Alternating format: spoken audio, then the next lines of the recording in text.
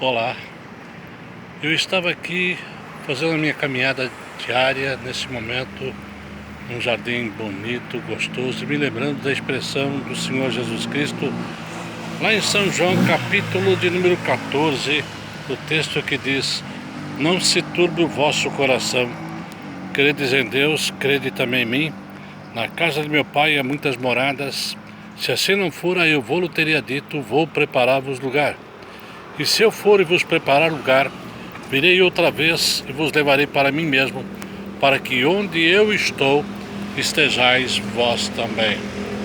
E eu me lembro da juventude de um pastor maravilhoso, da igreja presbiteriana lá na Moca. Eu devia ter mais ou menos, acho que uns 14, 15 anos, talvez um pouco mais.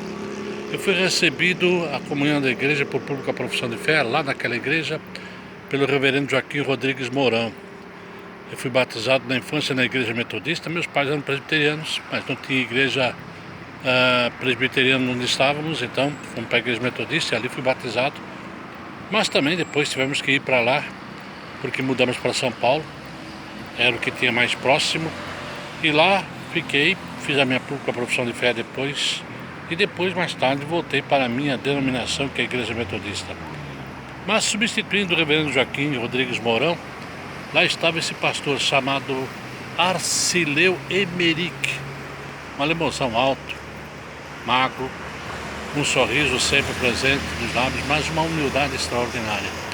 E em razão disto, bastante perseguido, quando ele pregava, ele não era eloquente. Confesso a vocês que eu e a molecada sentávamos no banco e quando ele ia começar a pregar, já pegava no sono logo.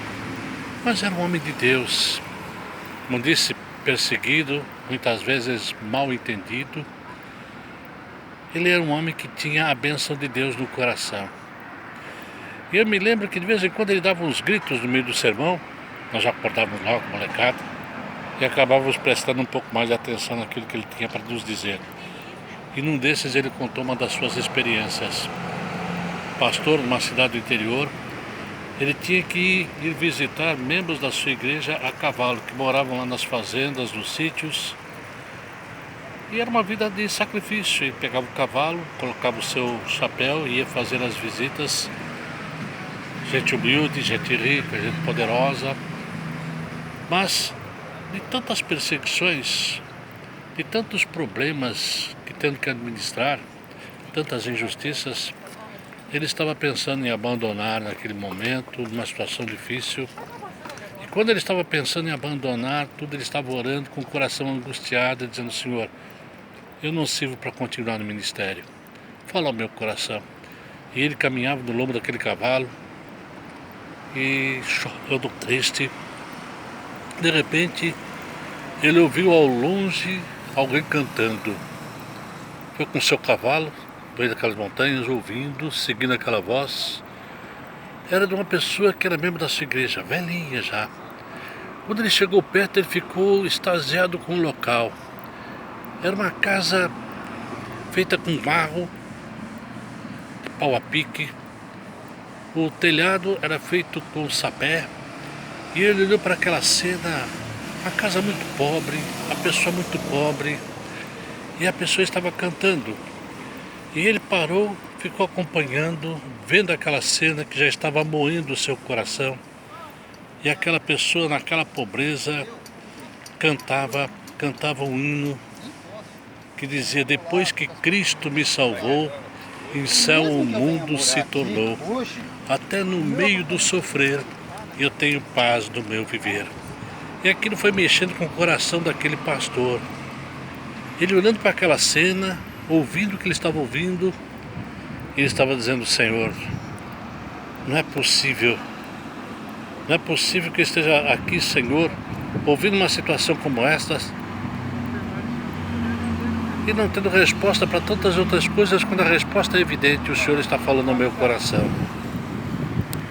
O pastor então começou a enxugar as suas lágrimas, desceu, foi conversar com aquela irmã, e antes de conversar, ele ouviu quando ela chegou naquilo que nós chamamos o coro do hino. E o coro do hino diz: ó, aleluia, sim eu sei, é céu fluir, perdão sem par.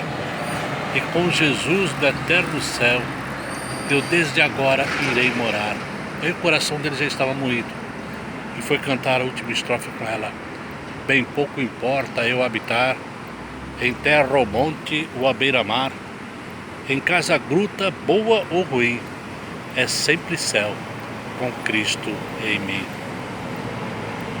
E ele testificou ali do púlpito, dizendo: naquele momento, eu tomei a decisão e agradeci ao Senhor, que não importam as circunstâncias, quem tem Jesus no coração, sempre terá o céu na sua vida. E o céu não é para quando partirmos dessa para outra vida, ele já é para ser vivido aqui, porque o céu é estar com Cristo. E é isso que ele presenteia a mim e a você. Não importam as circunstâncias, ter Jesus no coração já é desfrutar da bênção, da gloriosa experiência de ter o céu com o Senhor nos conduzindo nos seus braços. Que Deus te abençoe. Amém.